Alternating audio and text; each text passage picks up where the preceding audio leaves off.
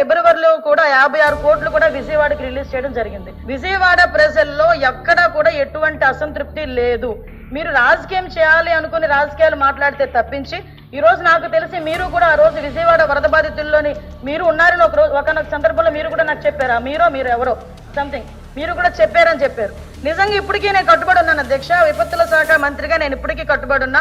నిజంగా ఎవరైనా విజయవాడ వరద బాధితుల్లో మాకు ఈ డబ్బులు రాలేదు అని చెప్పి ఈ రోజుకి కూడా కలెక్టర్ ఆఫీస్ కి కనుక ఇస్తే అది జెన్యూన్ అయితే డెఫినెట్ గా ఇవ్వడానికి మేము ఆ ప్రభుత్వం సిద్ధంగా ఉంది. ఒక విషయం చెప్పాలి అధ్యక్ష, మాకు అన్ని విరాళాలు వచ్చినాయి అధ్యక్ష. విషయం ఏంటంటే తమ్ముడు ఇంకా అవ్వలేదు, దేన్నైనా యాక్సెప్ట్ చేయాలి మనం. కొన్ని సందర్భాల్లో ప్రతిదీ రాజకీయ కోణంలో చూడాలనుకుంటే విమర్శించే ధోరణిలో వెళ్తాం.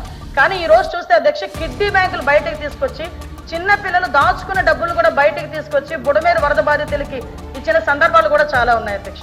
అదే కాకుండా అధ్యక్ష వీల్ చైర్ లో ఉన్న ముసలి వాళ్ళు కూడా దాచుకున్న పెన్షన్ డబ్బులు కూడా తీసుకొచ్చి వరద సహాయానికి తీసుకొచ్చి ఇచ్చారు అధ్యక్ష.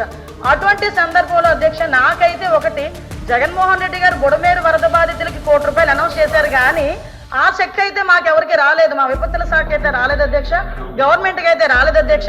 ఆ సంగతి కూడా కొంచెం తెలుసుకుంటే మంచిది. సభలో మంత్రి గారు చెప్తున్నారు ఆఖరికి ఒక్క మెంబర్ ఉన్నా కూడా ఇస్తా ఉన్నారు.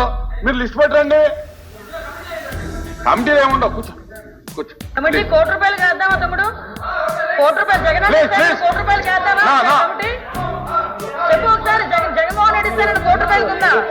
ఈ రోజు ఒకటే చెప్తాను అధ్యక్ష, సమాధానం చెప్పాలి. కూర్చోమని అధ్యక్ష, కూర్చోమనండి. కూర్చోండి. ఎక్కడ రోడ్డు మీద అరిచినట్టు మాట్లాడితే అవ్వదు. అసలు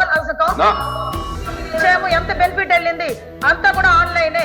వీళ్ళు రైట్ టు ఇన్ఫర్మేషన్ యాక్ట్ ప్రకారం తెచ్చుకున్నా కూడా వాళ్ళ దగ్గర ఉంటుంది అధ్యక్ష. నేను మాట్లాడుతాను అధ్యక్ష, వాళ్ళు ఇంకా ఎవరికో ఉండిపోయింది, బెనిఫిషియరీ ఇవ్వాల్సి ఉండిపోయింది అన్నారు.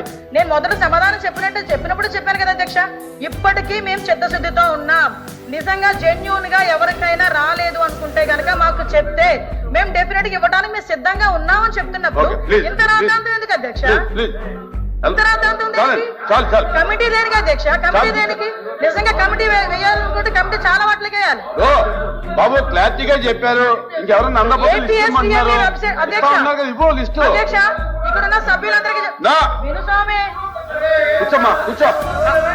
ఏంటి సార్ అరిస్తే ఇంక మేము కూర్చో. ది కౌన్సిల్ సార్, పెద్దల సభ సార్, ఏపీఎస్డిఎంఏ వెబ్సైట్ లో ప్రతిదీ కూడా పొందుపరుచున్నాం అధ్యక్ష. సభ్యులు కావాలంటే చూసుకోవచ్చు.